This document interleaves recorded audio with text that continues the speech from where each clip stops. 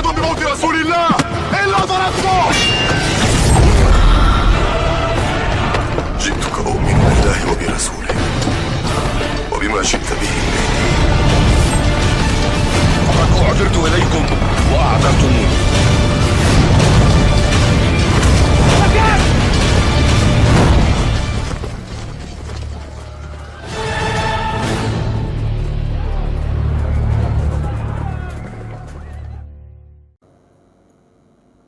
Al-imanu bil yaumil akhir atau dengan hari kiamat.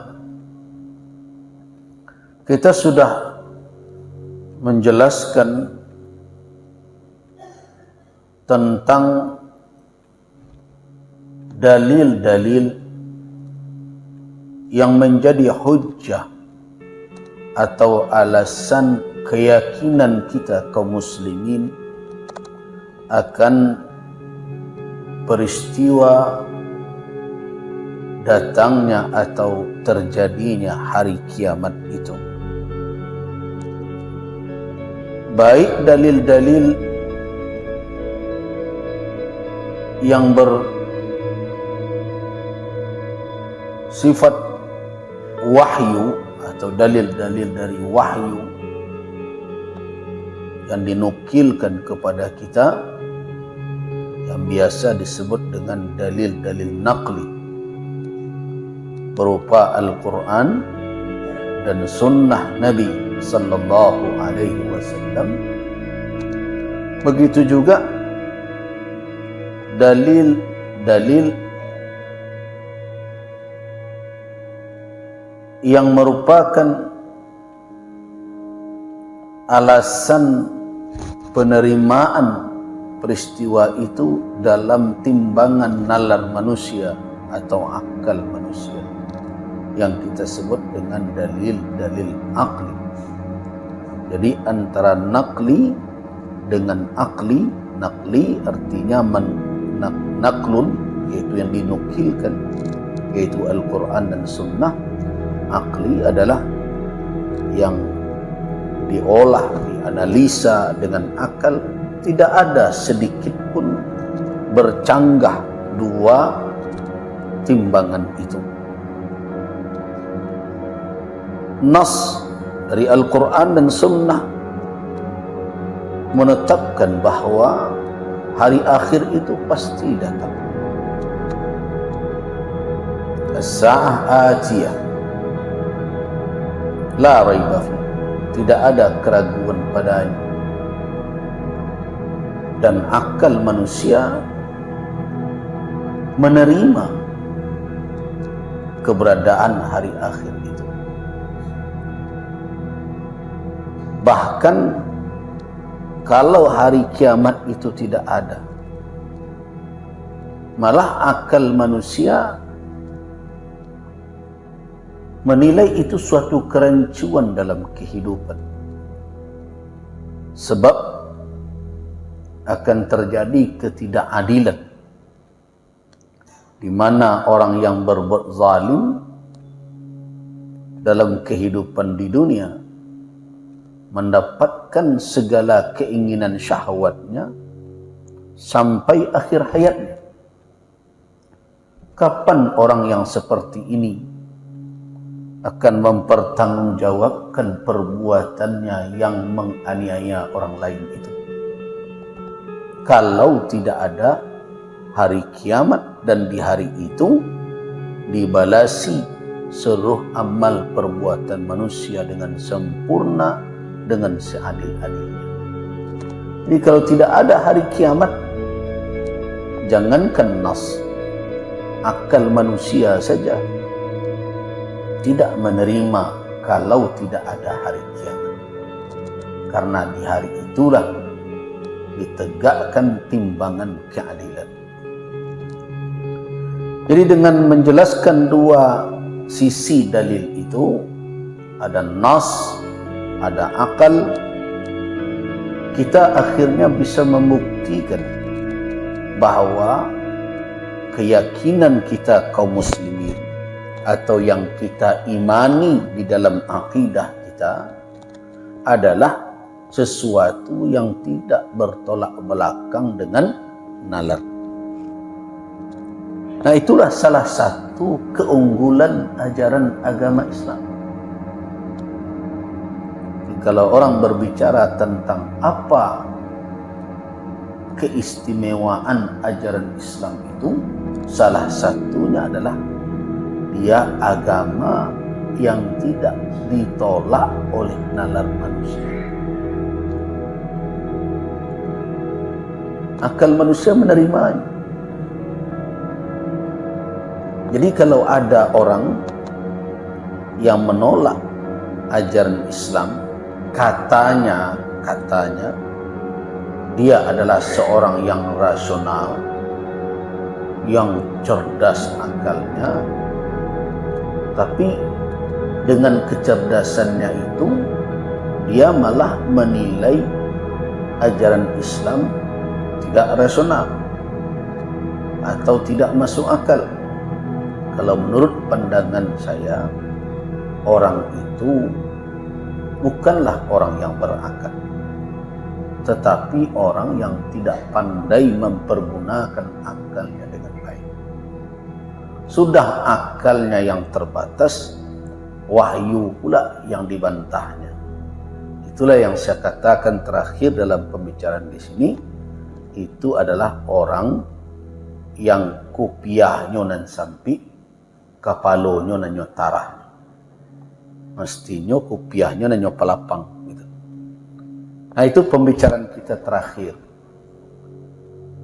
Jadi di dalam ajaran Islam, apa saja ajaran atau petunjuk yang diberikan oleh Allah Subhanahu wa ta'ala,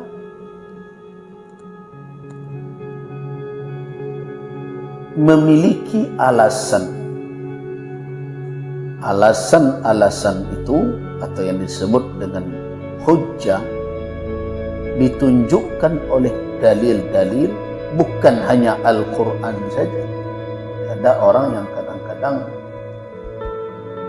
membatasi makna dalil itu dengan Al-Quran atau sunnah saja.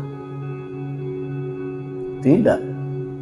Dalil itu Al-Quran, sunnah, ijma', qiyas. Itu dalil. Kemudian ada dalil-dalil yang lain, istihsan, istislah, kemudian qaulun sahabi, kemudian berikutnya adalah syar'u man qablana, kemudian uruf, kemudian istishab. Itu dalil-dalil. Jadi jangan ada yang membatasi dalil itu hanya sebatas Al-Quran. Mana Al-Quran? Ada pula orang yang berkata begitu. Jadi dia ingin setiap penjelasan itu disebut di dalam Al-Quran. Ya tidak mungkin.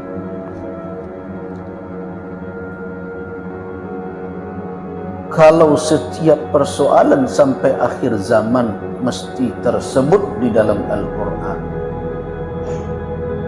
kira-kira tebal Al-Quran seberapa itu? Tidak akan terbaca.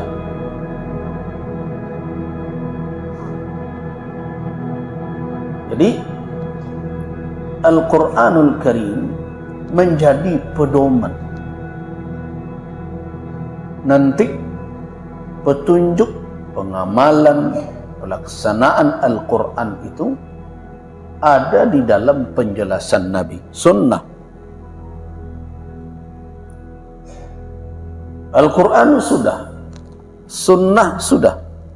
Selesaikah sampai di situ? Belum juga. Karena peristiwa demi peristiwa dalam kehidupan ini terjadi silih berganti, di mana di masa Nabi sallallahu alaihi wasallam bisa jadi belum ada kasus tersebut. Ya, apa contohnya? Sederhana saja. Jual beli online. Ada di masa Nabi? Tidak ada. Internet belum ada. Gadget belum ada. Nah, masa semuanya harus ada enggak Qur'annya?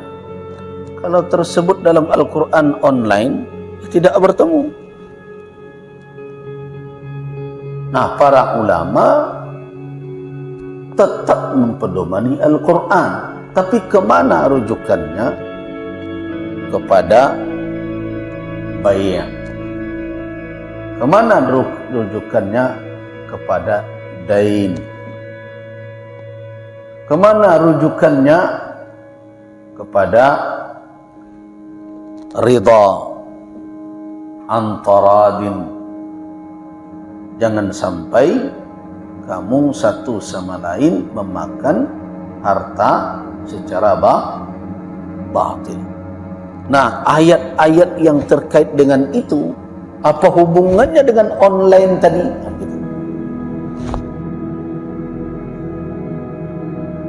Nah, muncullah nanti penjelasan dari sunnah tentang salam, tentang istisna, ya.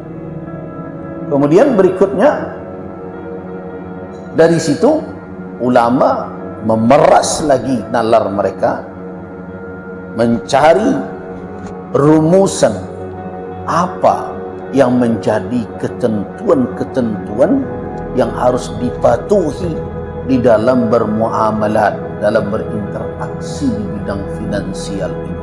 Muncullah rukun, syarat. Nah, dari ketentuan-ketentuan itu nanti diterapkan oleh ulama kepada kasus yang muncul tersebut. Barulah lahir hukum, ini sah, ini tidak sah. Akibatnya ini halal, boleh dipergunakan, ini tidak. Jadi begitu. Jadi jangan dikatakan ulama, ma dalilnya. Koknya jalannya kawak sepanjang itu, lain ngerti, Pak. Jadi jangan dipandang enteng pula kajian yang dilakukan oleh ulama. Itu baru secara ringkas. Bagaimana kalau saya mesti menjelaskan bahwa yang dikatakan dengan bai' wa ahallallahu al-bai'a wa harrama riba. Ulama ketika mencoba menafsirkan ayat itu mengkaji satu, sababul nuzul, dikajinya. Yang kedua, munasabah ayat antaranya, dikajinya. Kemudian berikutnya yang ketiga, mereka harus ketahui pula ini turunnya di mana, apakah dia Makkiyah atau dia Madaniyah, dan seterusnya. Kemudian berikutnya mereka juga pahami dahulu hadis-hadis yang terkait dengan itu. Hadis tidak asal dicomot juga, dicari lagi ini sahihkah, tidak sahihkah. Nah, terkadang ditemukan petunjuk sunnah ini multi interpretasi, mungkin ini, mungkin itu. Seperti ada hadis Rasulullah melarang bai'ataini fi bai'atin wahidah, dua jual beli dalam satu akad jual beli. Ini bagaimana penafsirannya, pemahamannya. Nah, lihat lagi penjelasan para sahabat. Dianalisa lagi, setelah hadis ini dianalisa apakah dia sahih atau tidak. Kemudian bagaimana petunjuknya. Kemudian difahami lagi bagaimana para sahabat memahami petunjuk Rasul, bagaimana prakteknya di tengah mereka. Kemudian berikutnya setelah dapat kesimpulan, difahami lagi konsep yang berjalan saat ini. Apa sebenarnya yang terjadi? Bagaimana itu bisnis dijalankan? Seperti apa nanti kalau terjadi khusumat pertikaian antara mereka? Apa hal-hal yang mungkin menimbulkan gharar, penipuan dan berbagai macam. Nah, setelah itu dirumuskan, kemudian berikutnya baru dicocokkan dengan kesimpulan. Ini masuk tidak, memenuhi syarat atau tidak. Baru kesimpulan ulama mengatakan ini, apakah nanti dia katakan halal, ini akad ini sah, ini tidak sah. Nah, begitu. Nah, sebagai umat mestinya kita menghormati yang perkara seperti itu bisa dijelaskan oleh ulama kepada orang-orang yang memang memiliki wawasan keilmuan yang minimal memahami pula hal itu. Minta istilah saja kadang tidak paham. Jadi karena itu ada satu hal yang saya gelisah melihat perkembangan akhir-akhir ini. Banyak umat yang tidak tahu lagi adab berfatwa dan meminta fatwa. Jadi kalau kita bertanya kepada ulama kita, maka ada adabul istifta namanya. Salah satu saja di antara yang diingatkan oleh ulama dalam adab meminta fatwa adalah tidak membenturkan antar fatwa. Saya sering mendengar orang tanya, Buya tanya kece ustaz itu sebenarnya tidak perlu. Tu kerajo awak acok tu madu-adu ustaz. Kece ustaz itu model itu Buya ban oleh Buya. Nah kadang Buya nan ditanya, dek karena Allah lupa puluh kaji bajawab puluh, tu di luar ustaz kau berantuk-rantuk senyum semua itu. Kalau dahulu ditegur itu orang yang bertanya seperti itu, tanya sajalah, tidak disebut, tidak perlu disebut fatwa orang lain. Nah, banyak. Kemudian adab yang satu lagi, menuntut, apa dalilnya? Jelaskan kepada saya sunnahnya. Nah, saya tanya lagi, kalau saya sebutkan sunnahnya, bapak-bapak dan ibu-ibu tahu tak ini sahih dan tidak sahih? Kan tidak juga. Kadang pepatahnya kecil sunnah, oh iya ada dalilnya sunnahnya. Padahal pepatah Arab. Nah jadi harus dihadirkan kembali, kalau menurut saya, adabul istifta, adab meminta fatwa, supaya kehidupan kita ini nyaman, damai, dan ilmu itu betul-betul kita ambil dengan suasana yang tenang dan membuat kita saling rukun satu sama lain. Sebab di dalam buah ijtihad, kalau sudah dianalisa, pasti ada perbedaan pandangan. Tidak mungkin sama. Ya, seperti ada yang bertanya, ya benarkah bahwa ketika orang melipat tangan salat itu di sini yang sunnah? Kalau menurut saya tidak. Walaupun saya tidak menolak orang yang memilih, silakan memilih demikian. Sebab dalam bacaan saya, 4 imam mazhab itu tidak ada yang menunjukkan melipat tangan ketika salat itu mendekat ke leher itu.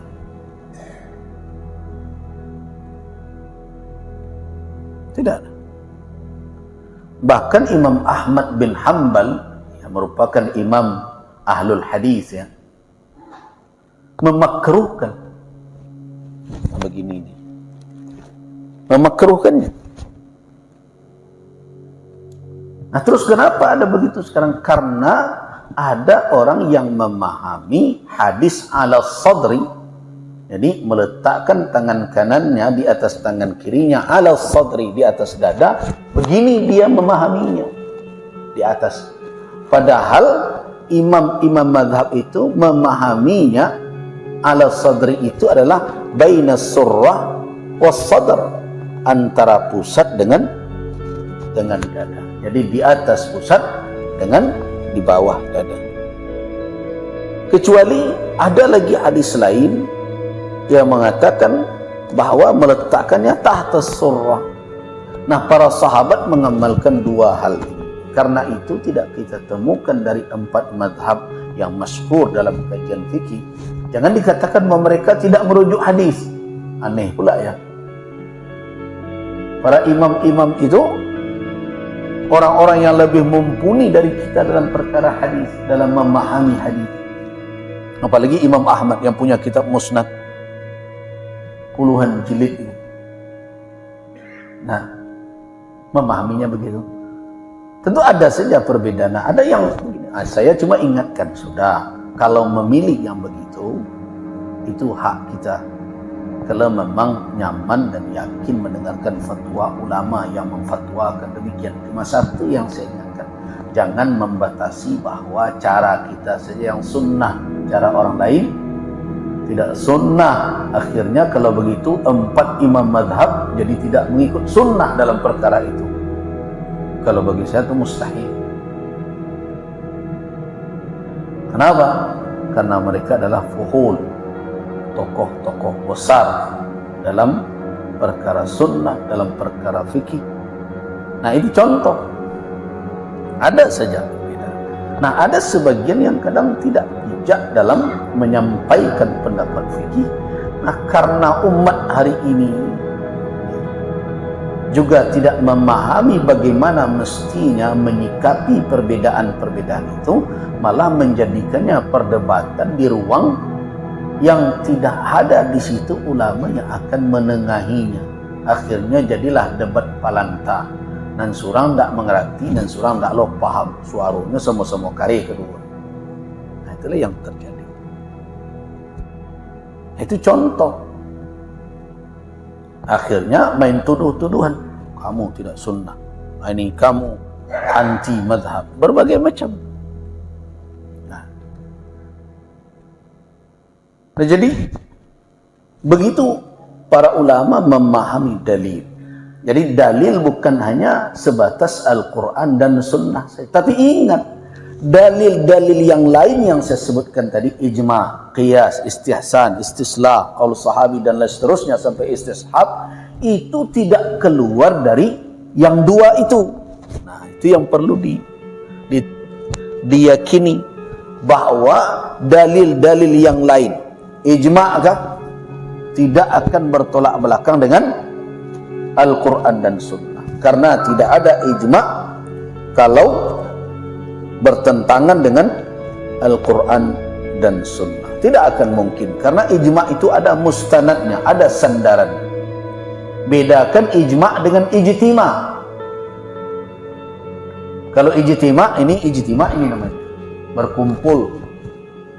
Ijtama'an nas, orang berkumpul. Tapi ijma adalah suatu apa? Suatu cara yang ditempuh untuk melahirkan suatu kesimpulan hukum dengan mengeluarkan pendapat, pandangan, hujjah sehingga sampai kepada satu kesimpulan. Siapa yang melakukan ijma tidak bisa dilakukan melainkan oleh orang-orang yang ahli dalam ijtihad. Jadi tidak dinamakan ijma kalau yang berkumpul itu orang kadang tidak ngerti hukum, tidak ngerti bahasa Arab. Jadi kalau berkumpul yang satu ahli politik, satu ahli ini, satu ahli ini, tidak ngerti dengan sumber ajaran Islam, Al-Quran dan Sunnah. Sepakat mereka, apakah itu dinamakan ijma di dalam hukum Islam? Tidak.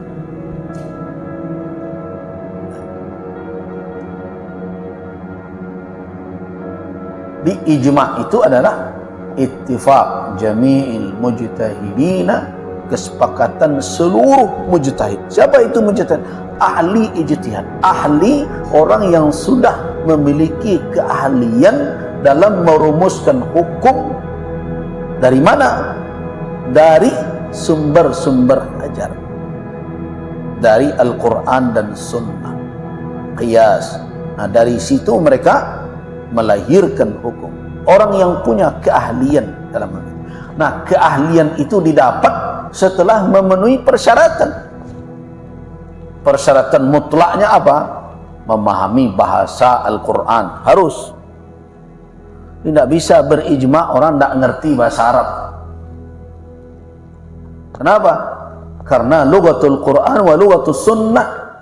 Bahasa Al-Quran dan bahasa sunnah itu adalah bahasa Arab.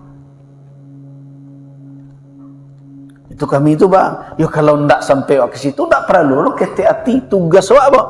Fas'alu ahla dzikri, bertanya kepada orang yang mengerti dengan Al-Quran, dengan peringatan Allah.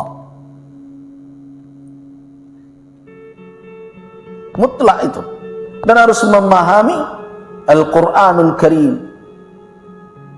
bagaimana menafsirkannya dengan benar, jangan asal tafsir saja.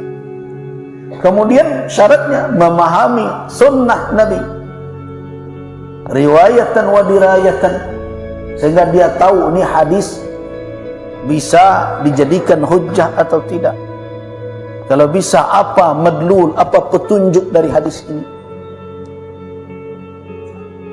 Jadi tidak sederhana begitu. Makanya saya berpesan betul kepada jamaah yang mengaji, kalau kita tidak memenuhi persyaratan seperti itu, tu kaji kun untuk siap, untuk awak dahulu dan keluarga. Jadi saya tidak ingin jamaah yang mengaji dengan saya di sini pulang keluar dari Masjid Al-Hakim tu orang lain ditunjuk. Kalau tak batu tu awak salah dulu. Nah sekarang kan rajin begitu, ngaji di pengajian, satu pengajian, habis itu lah fatwa lo setengah halaman di WhatsApp. Itu. Nah, kadang dia nukilkan tulisan gurunya, orang pula yang disalahkannya. Jadi kalau kita tidak punya kemampuan untuk memahami petunjuk dari dalil orang, baru sekedar kita mendengarkan dan nyaman mendengarkan kesimpulan dari fatwa atau kajian ulama, pakaikan itu untuk diri kita dan keluarga kita. Cukup. Terus ingin pula berdakwah. Kalau ingin berdakwah, sampaikan perkara-perkara yang telah disepakati oleh ulama. Kalau terjadi ikhtilaf, balikkan ke ulama. Dakwah lo nak bertangkar, sampaikan. Oh jadi kami bisa ikut berdakwah? Bisa. Perkara apa? Ngajak orang solat ke masjid tu tak ada ikhtilaf dah. Berdakwah. Menagakkan orang berjudi, kan tak ada ikhtilaf ulama. Jadi perkara-perkara yang ittafaq alaihi al-ulama, ulama sepakat atasnya, mari ikut kita menyuarakan, mencintai orang-orang yang taat, orang yang saleh, mengajak orang agar patuh kepada pemimpin yang taat kepada Allah Subhanahu wa ta'ala, mengajak orang untuk datang ke majlis ilmu, mendengarkan kajian. Itu hal-hal yang sepakat ulama. Tapi kalau sudah sampai kepada perkara-perkara yang sifatnya khilafiyah, anda usah awak satu pula. Serahkan itu kepada para ulama. Tak kau heboh perkara hal-hal yang di situ tidak sepakat ulama. Akhirnya apa? Bukannya semakin terjalin kebersamaan antar umat, tapi malah semakin merenggang. Inilah yang terjadi hari ini. Contoh, setiap kalau sudah tiba Rabiul Awal, sudah berdebat perkara Maulid Nabi bid'ah atau tidak bid'ah. Yang anehnya tidak muncul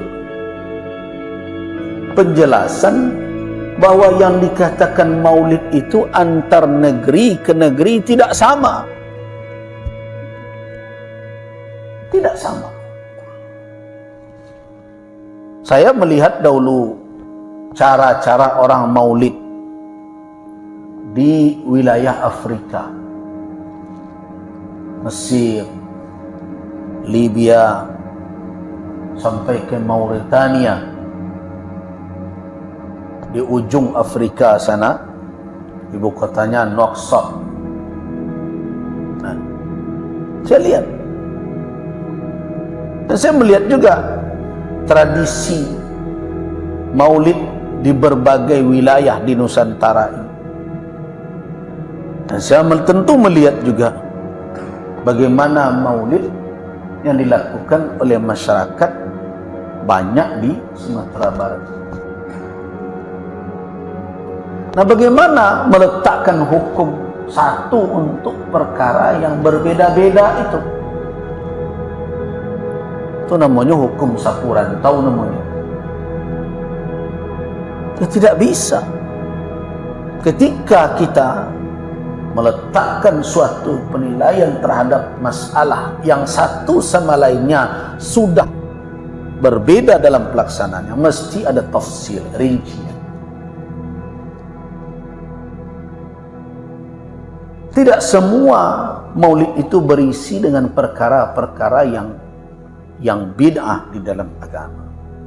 Kalau yang dimaksud maulid oleh banyak orang di Sumatera Barat ini adalah pengajian. Nah, saya sering juga diundang walaupun banyak tidak sempatnya karena kesempatan, tapi saya tidak pernah diminta oleh orang untuk membacakan ini, membacakan itu. Paling diundang, Buya bisa Buya mengisi maulid di tempat kami aja, yo ngaji bilo Buya bisa saya.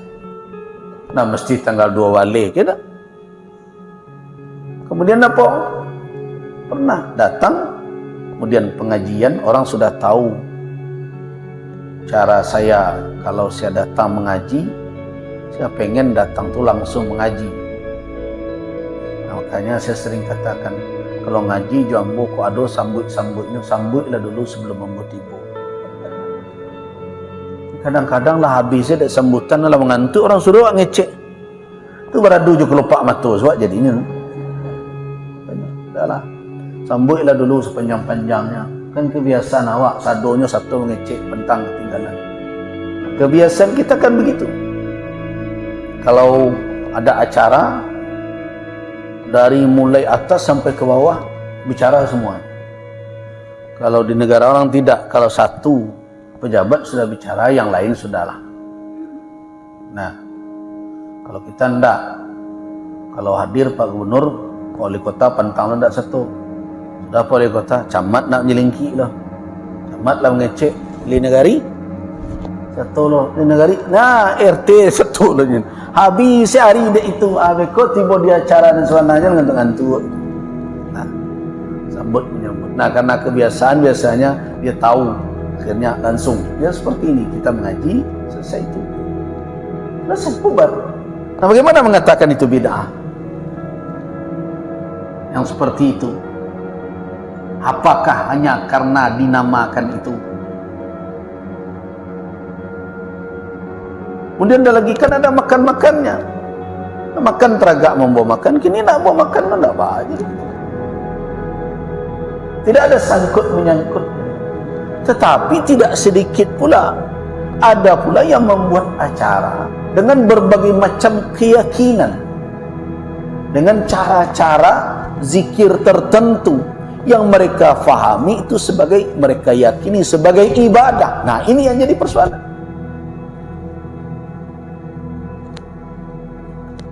Yang tidak bisa kita jawab hanya dengan siapa yang melarang berzikir la ilaha illallah. Iya, tetapi bagaimana keyakinan saudara-saudara di dalam mengamalkan itu? Siapa yang berhak mensyariatkan cara ibadah seperti itu di hari yang seperti ini dikhususkan? Tentu tidak ada yang berhak itu. Jadi karena itu hukum sapu rantau ini telah membuat kita berpecah belah. Nah, karena itu saya berharap perdebatan-perdebatan itu dibawalah ke ruang yang agak khusus. So, kalau umat banyak dilibatkan, maka bercampur baur sajalah. Kalau ada orang awak, kadang-kadang diungkapkannya, kalau orang tak mengerti hanya mencalik satu sisi, sama-sama hijau, sama-sama bule, bisa sama onde-onde jecik kudu. Sama hijau, sama bule. Nah, jadi karena itu perlu dibawa ke ruang tersendiri, saling memahami. Karena memang ada bercampur, kadang seni, kadang sebagian seni. Ya kadang para ulama dahulu di dalam berdakwah yang diajak itu bukan orang yang semuanya mengerti, tapi kadang butuh cara-cara tertentu untuk mendekatkannya. Ulama dahulu memahami bahwa ada sebagian anak muda yang mesti dirangkul dengan apa? Nah, mungkin ada dibawa dulu dengan bela diri, dan ada sebagian untuk mengisi waktu. Kadang membuat ada seni tertentu, mereka dalam bentuk berbaris, duduk rapi. Kemudian mereka ajarkan zikir-zikir yang jelas itu tidak bisa dimasuk dalam kategori ibadah mahdhah. Dengan cara begitulah berzikir.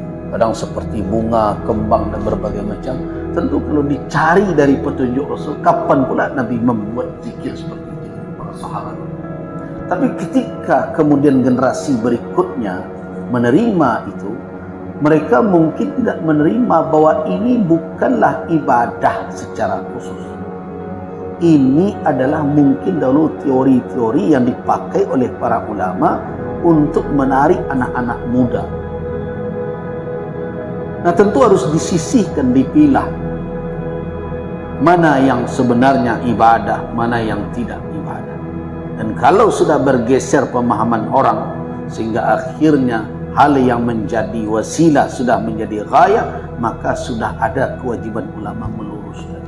Dan itu harus diterima dengan kelapangan dada.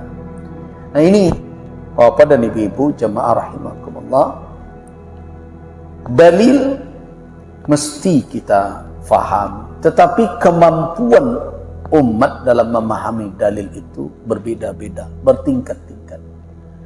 Nah, karena itu bagi orang yang mengaji, nyaman dan tenang hati kita mendengarkan kesimpulan, ya amalkan.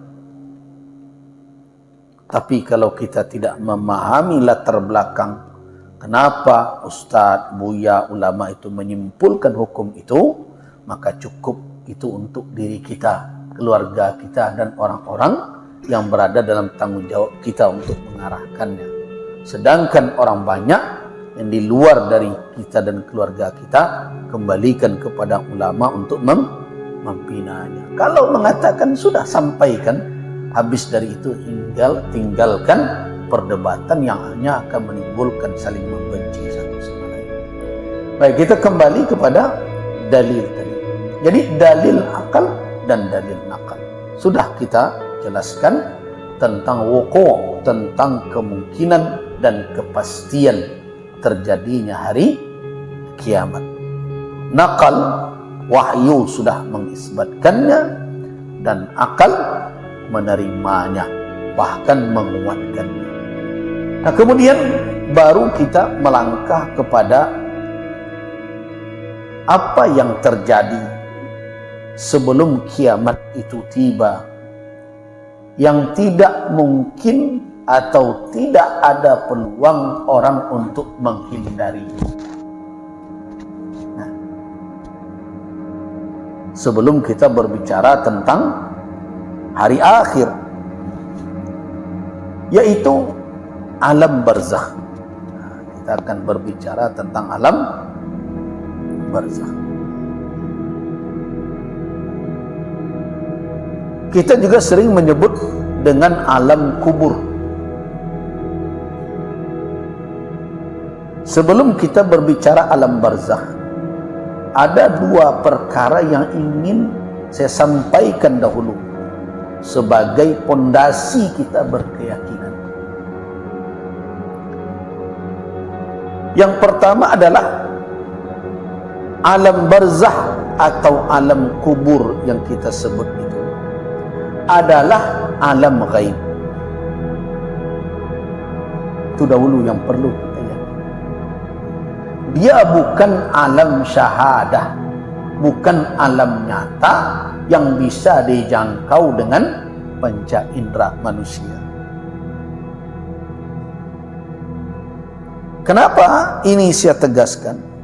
Karena tidak sedikit kaum muslimin yang keliru ketika melihat kuburan, dia kira alam barzakh di dalam lubang lahat itu.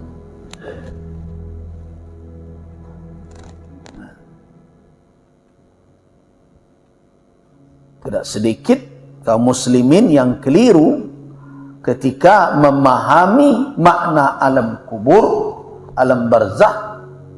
Apa yang terbayang oleh dia adalah liang lahat. Walaupun nanti antara alam barzakh dengan liang lahat itu ada hubungan, bagaimana hubungannya Allahu a'lam. Tetapi bukan berarti itulah alam barzakh tersebut. Alam barzakh ghaib. Dari kekeliruan itu ada sebagian orang yang mencoba mencari tahu peristiwa di alam kubur dengan mempergunakan cara-cara untuk melihat dan memahami alam nyata. Ditanamnya tape recorder. Mungkin untuk merekam ya pertanyaan malaikat. Ada yang memasang kamera CCTV.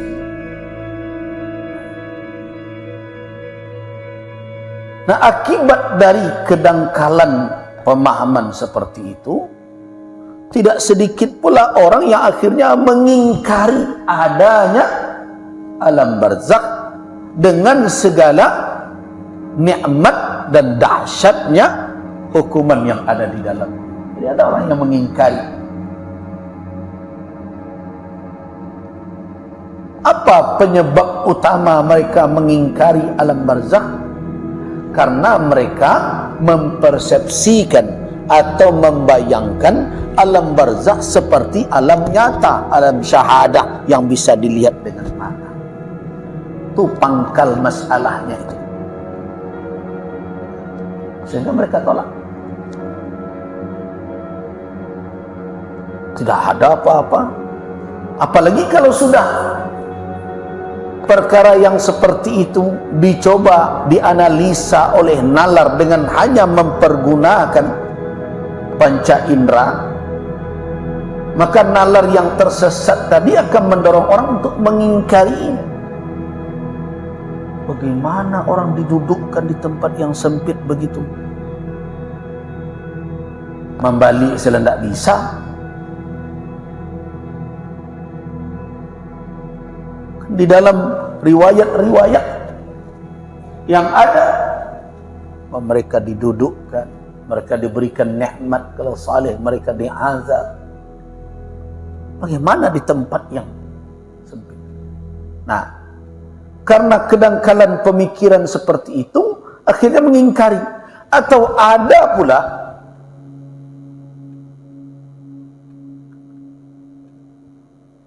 yang berpandangan bahwa yang diazab itu hanya ruhnya saja.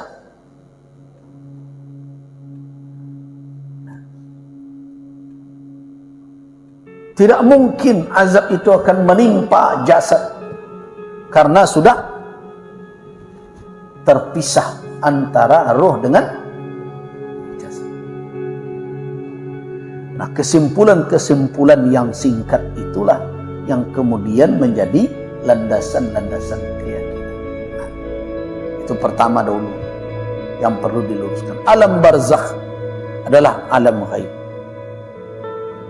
dan ia merupakan manzilah, al-manzilatul ula, merupakan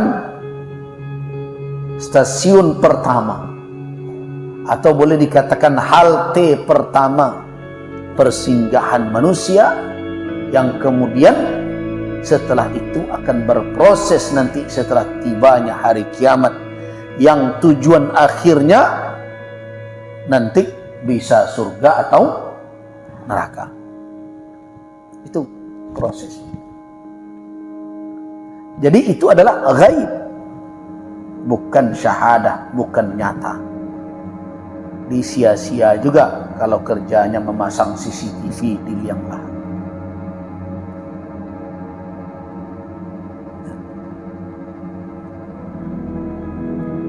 Tapi kenapa ada fakta-fakta yang bertemu?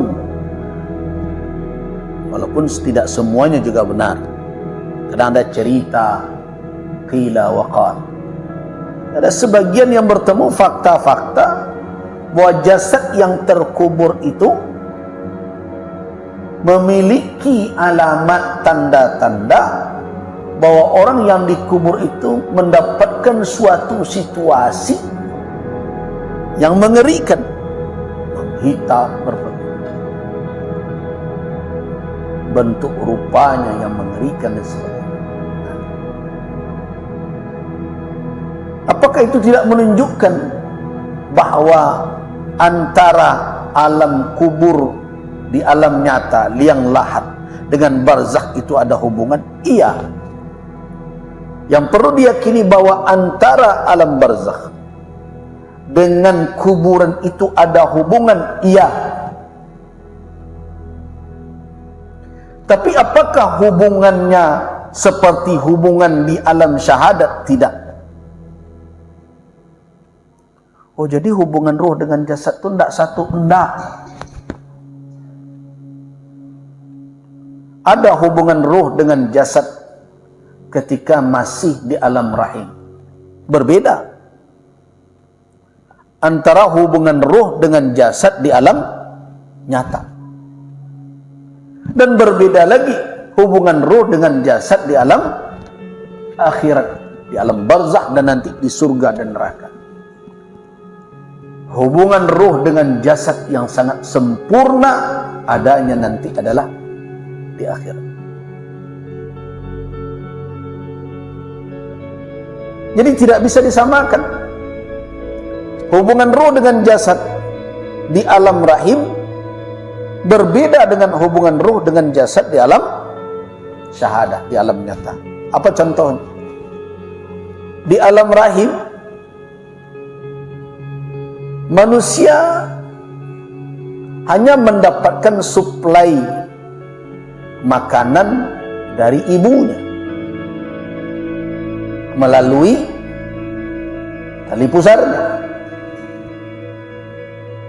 Kalau kini awak sambung tali pusar awak je ibu awak, lai bertahan nyawa di badan awak? Enggak. Tapi dalam kondisi seperti itu, janin tumbuh menjadi utuh dan hidup, memiliki jantung sendiri, organ tubuh sendiri yang bisa didengarkan, bahkan bisa dirasakan oleh ibu yang hamil. Itu hubungan di alam. Kalau dibawakan hubungan itu disamakan dengan alam syahadah, tidak hidup manusia. Jadi kalau kita memahami suatu perkara di alam yang berbeda dengan pemahaman dan ukuran yang sama, maka keliru itu di dalam berpikir. Nah, itu namanya taswiyatul al-mukhalifat, namanya al-mukhtalifat, menyamakan perkara-perkara yang bertikai, itu tidak benar.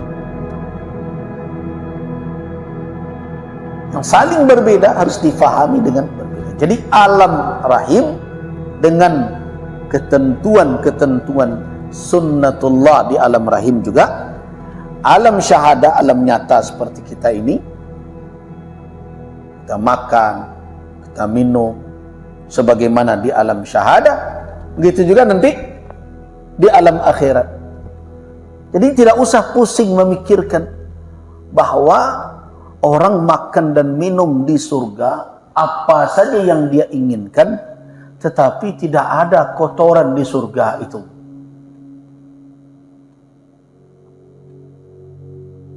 Oh, jadi itu tidak ada toilet umum di situ, tidak. Nah, orang yang berpikir surga dengan konsep alam nyata jadi bingung. Lalu cara makan tapi tidak ada buang ibu. Ya karena kita berpikir surga itu seperti dunia. Nah, ini yang ingin saya ingatkan. Surga dengan aturan surga.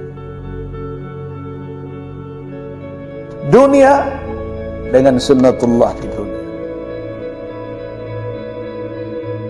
Di alam rahim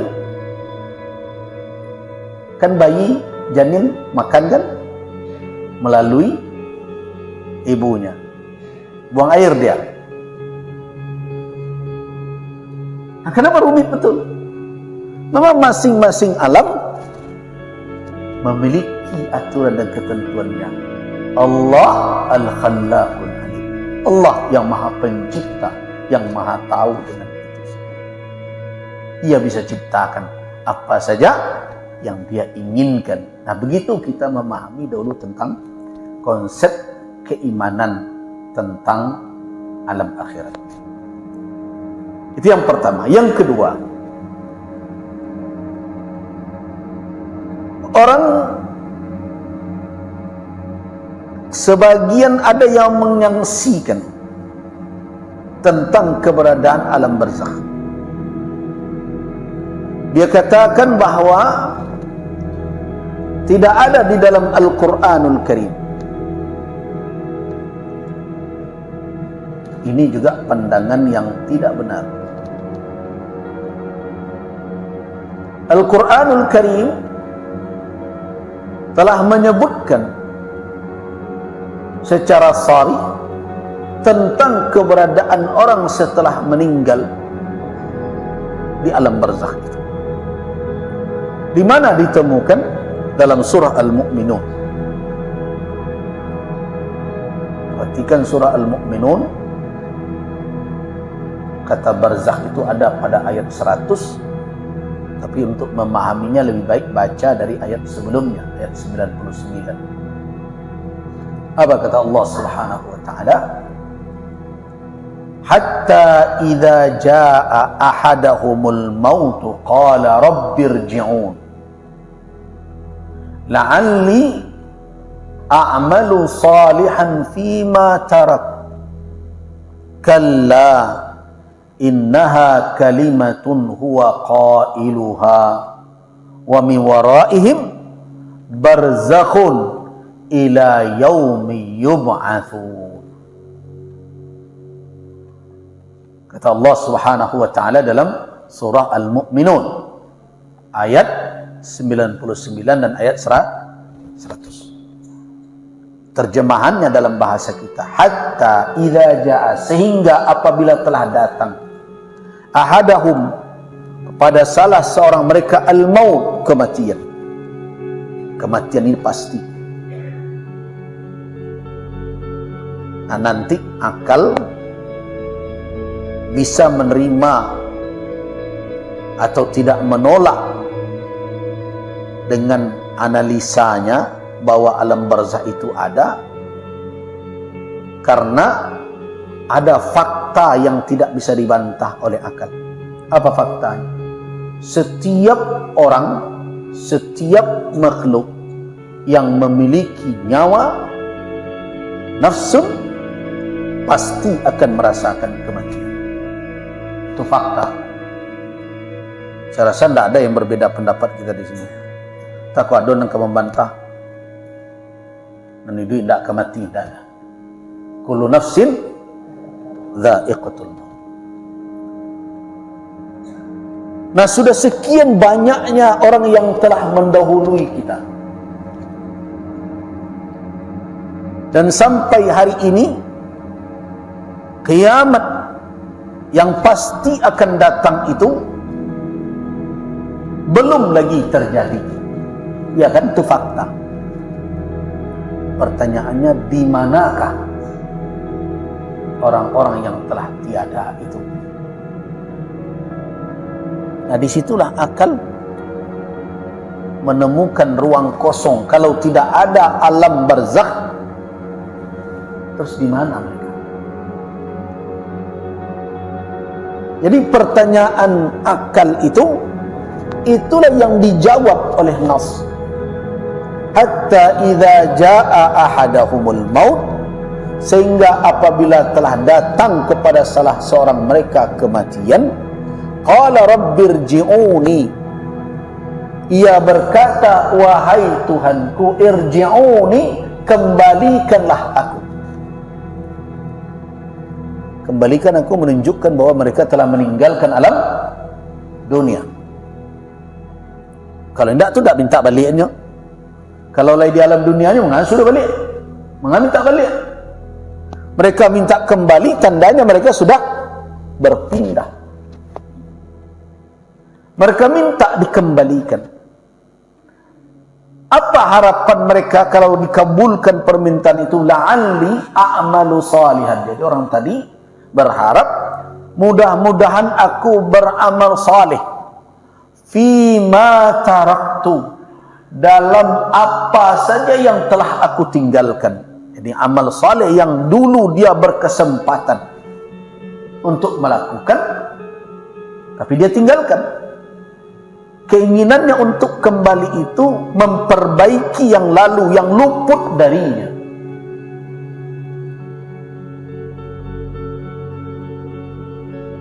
Jadi karena itu saya berpesan kepada kita semua, mumpung kesempatan masih ada, jangan sia-siakan untuk menggunakannya beramal saleh. Bisa jadi sekian banyak orang yang telah tiada hari ini memohon dengan permohonan seperti ini kepada Allah, kembalikanlah awak lagi di siku jo kini.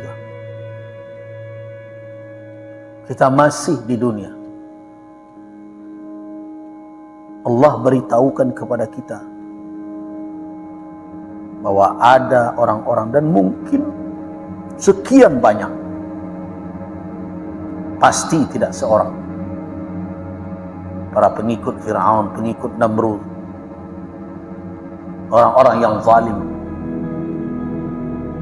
Mereka menghibah, bermohon kepada Rabbul Alamin agar bisa dikembalikan di dunia, ke dunia, untuk memperbaiki kelalaian masa lalu mereka, agar mereka bisa mengamalkan amalan saleh yang dahulu mereka tinggalkan. Tapi kesempatan mereka tidak ada. Nah, kita masih nak joka solat pikir-pikir je lah. Dak jo nak beramal, ranuang-ranuangkanlah. Ketika meminta seperti itu, apa jawaban yang mereka dapatkan? Kalla. Kalla itu adalah nafian, menafikan, menidakkan, abadan, selamanya. Karena itu diartikan dalam bahasa Indonesia dengan sekali-kali, bukan sekali-sekali. Ini berbeda. Sekali-kali tidak, artinya tidak sama sekali itu.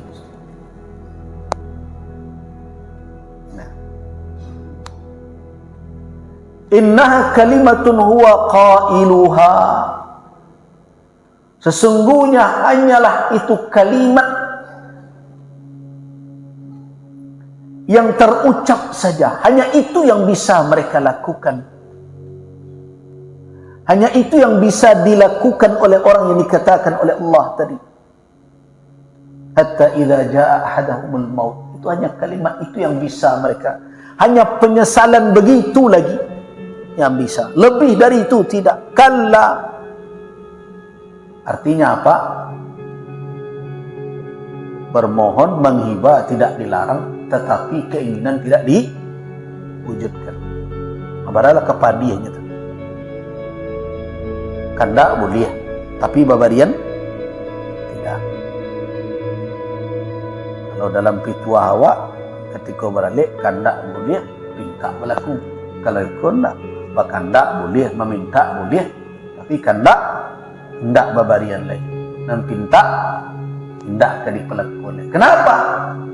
Ketentuan jauh-jauh hari sudah diberitahukan oleh Allah. Bapak dan ibu-ibu ingat ayah dari Jabir bin Abdullah yang gugur dalam peperangan Uhud. Ketika Nabi SAW melihat putranya Jabir bin Abdullah bersedih ditinggalkan oleh ayahnya yang syahid, karena dia harus memikul beban berat, iyal, dain, keluarga, hutang yang harus disandang. Akhirnya Nabi memberikan berita gembira kepada Jabir tentang bagaimana nasib ayahnya di akhirat. Ala ukhbiruka, maukah aku beritahukan kepada engkau wahai Jabir bagaimana ayahmu disambut sekarang ini? Mau ya Rasulullah? Apa kata Rasul? Ma kallamallahu, Allah tidak pernah berbicara dengan ahadan, dengan seorang pun dari makhluk, illa melainkan bainahu wa bainallahi hijab, antara dia dan Allah ada hijab, ada pembatas. Nah, karena itu pendapat jumhurul ulama ketika Nabi sallallahu alaihi wasallam berhadapan dengan Allah di Sidratil Muntaha ketika Isra dan Mi'raj, apakah Nabi melihat zat Allah? Pendapat jumhur mengatakan tidak.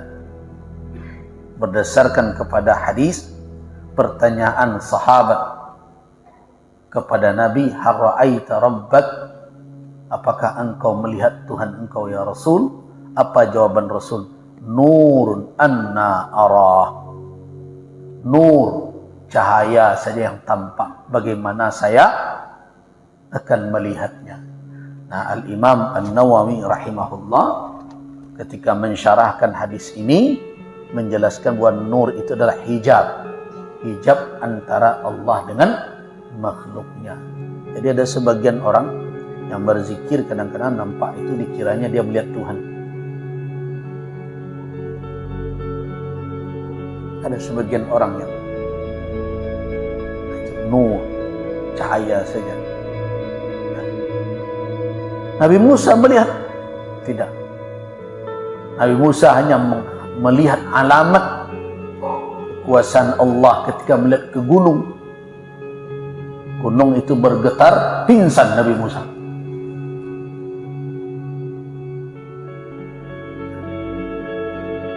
Nah, itu manusia dalam keadaan hidup. Makanya dalam keadaan hidup di dunia dengan kehidupan duniawi, pendapat jumhur ulama tidak mungkin melihat zat Allah. Tetapi setelah kematiannya, ya mungkin. Itu makanya dikatakan oleh Rasul, Allah tidak berbicara dengan seseorang pun melainkan antara dia dengan hamba ada hijab.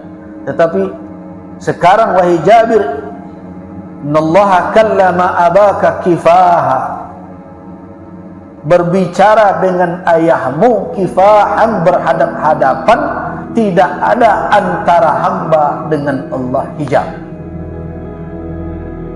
Begitu nikmatnya orang yang syahid, melihat langsung.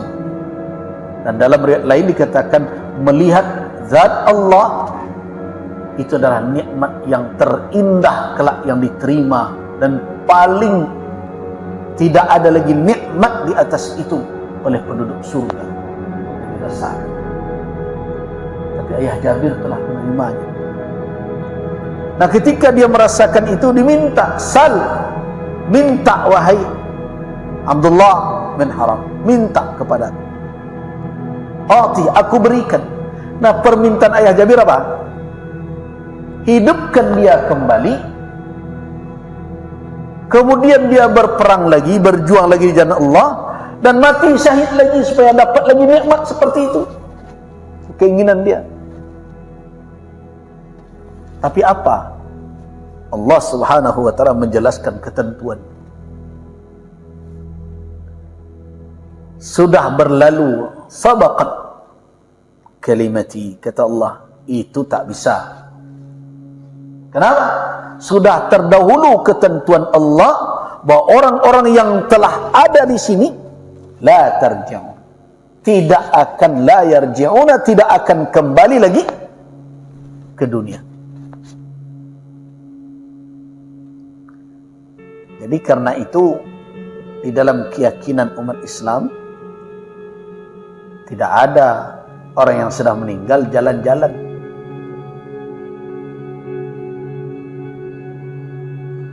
Nah, itu kok ada orang yakin ada roh gentayangan?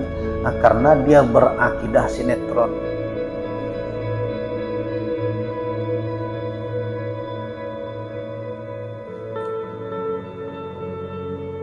Ada pula yang berkeyakinan jadi harimau lah, jadi inilah. Apalagi kalau banyaknya mengamalkan capak-capak baru dulu, berlubang kuburnya. Nah, si anu jadi harimau mati, kuburnya berlubang. Ada orang mengatakan, "You nampak deh kami, Pak." Ya nampak belum tentunya. Kalau kita fahami dari nas-nas tersebut, baik salih maupun talih, orang salih kah, orang calih kah, kedua-duanya tidak punya kesempatan lagi. Ayah Jabir salih, syahid, tidak punya kesempatan. Ini orang ini yang di dalam surat Al-Mu'minun, orang yang durhaka kepada Allah, minta kembali, Rabbirji'un, kembalikan aku ya Tuhanku, la'alli a'malu salihan fima taraktu, barangkali aku bisa beramal salih dalam hal-hal, dalam apa saja yang dahulu pernah aku tinggalkan. Apa jawaban Allah? Kalla. Jawaban Allah apa? Kalla. Sekali-kali tidak. Artinya sama sekali tidak mungkin. Innaha kalimatun huwa qailuha. Sesungguhnya itu hanyalah kalimat yang terucap, yang dia ucapkan, sebatas itu yang bisa dia berlakukan. Tapi wujudnya tidak akan bisa. Kandaknya tidak diberi, pintanya tidak berlaku. Kenapa? Wa min waraihim, di belakang mereka itu artinya di hadapan mereka ke sana. Di belakang artinya di belakang kematian mereka. Kelanjutan dari proses setelah mati itu apa? Apa kelanjutan? Berhenti ke di situ? Tidak berhenti. Kematian itu bukanlah suatu akhir. Ada di belakang kematian itu yang menurut, yang harus dilalui. Itu min waraihim. Kalau ibarat berjalan tentu di depan. Kalau ibarat peristiwa tentu yang mengikuti. Min waraihim, di belakang mereka. Di belakang mereka apa maknanya? Yang menunggu mereka dalam proses selanjutnya apa? Barzakhun. Nah, ini muncul kata barzakh. Ada barzakh yang mereka mesti huni. Sampai kapan? Ila yaumi yum'atsun, sampai hari mereka dibangkit, sampai hari kiamat tiba. Nah, disinilah terjawab pertanyaan dari nalar tadi. Orang meninggal, kiamat belum datang, kira-kira dia di mana? Nah, dengan demikian berarti nas Al-Quran mengisbatkan, menetapkan adanya barzakh. Nah, sunnah Nabi, mungkin tidak sempat kita bahas siang ini. Sunnah Nabi tentang barzakh sangat banyak. Datang dalam bentuk apa? Bayan, menjelaskan. Bayan dalam bentuk apa? Ta'kid. Yang pertama, menguatkan apa yang telah diisbatkan, ditetapkan oleh nas Al-Quran bahwa ada barzakh, dan kemudian juga memberikan rincian bahwa di barzakh itu ada naimnya, nikmatnya, ada azabnya. Jadi karena itu keyakinan kaum muslimin tentang barzakh atau alam kubur dalam makna gaib itu berlandaskan kepada dalil syarah Al-Quran dan Sunnah, ijma' umat, para ulama, dan kemudian akal manusia menerimanya, bahkan menguatkannya. Pertanyaan akal terjawab oleh nas. Dengan demikian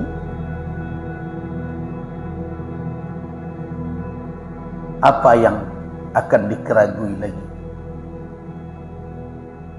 tentang akidah kita bahwa setelah kematian manusia akan berada di dalam barzakh. Apa makna barzakh? Kata barzakh, al-hajizu wal-hajibu baina syai'ain likai la yasila ahaduhuma ila al-akhar. Yang dikatakan barzakh adalah al-hajiz. Hajiz adalah pagar, pembatas. Hajib, penghalang. Baina syai'ain, antara dua bagian. Likai la yasila, agar yang satu dengan yang lain tidak saling bersambung. Ya, salah satu misalnya di dalam ayat lain, kalau kita bicara barzakh, siapa yang membaca surat Al-Furqan dan Ar-Rahman akan bertemu.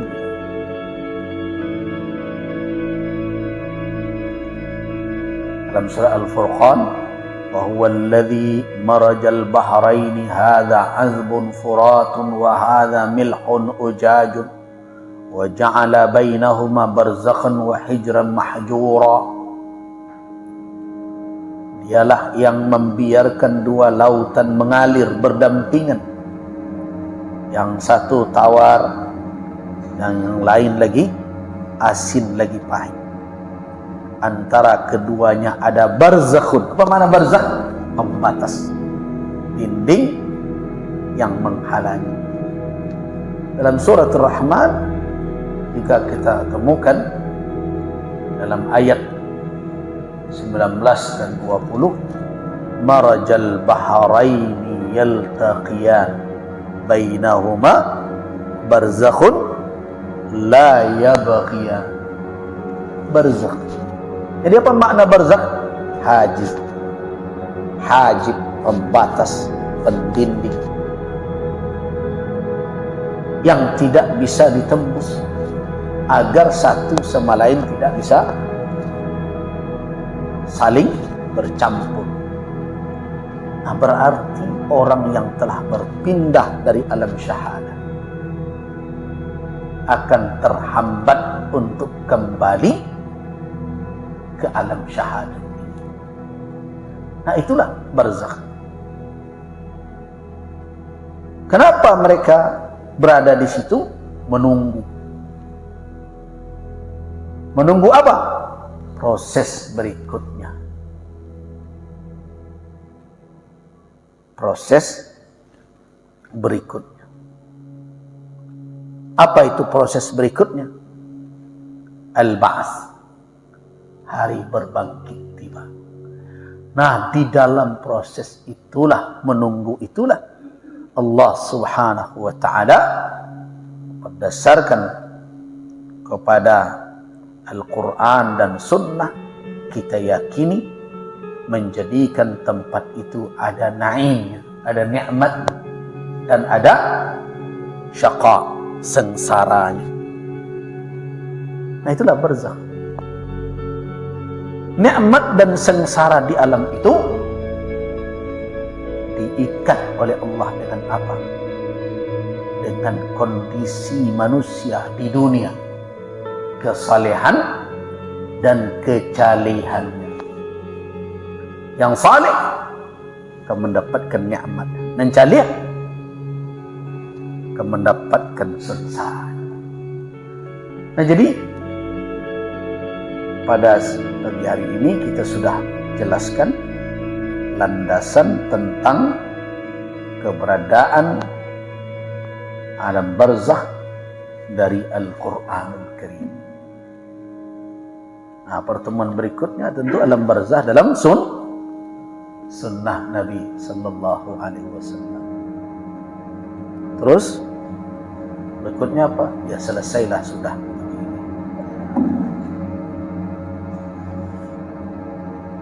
Kawan dan ibu-ibu jemaah rahimakumullah, kita cukupkan dahulu Bila putihnya kaji, dah ada putih-putihnya.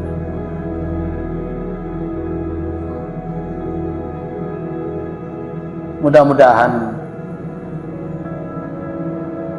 keimanan kita semakin bertambah dan berbagai macam keraguan, kesangsian terhadap perkara-perkara yang wajib kita imani semakin hari semakin terkikis hendaknya. Amin ya rabbal alamin. Kita cukupkan sampai di sini. Wadah ibu jemaah rahimakumullah. Saya masih ada kegiatan ke Solo dan terus ke Solo Selatan. Mohon maaf sampai jam 12 saja. Waffaqanallahu wa iyyakum lima yuhibbuhu wa yarda. Wabillahi taufiq wal hidayah. Wassalamu alaikum warahmatullahi wabarakatuh.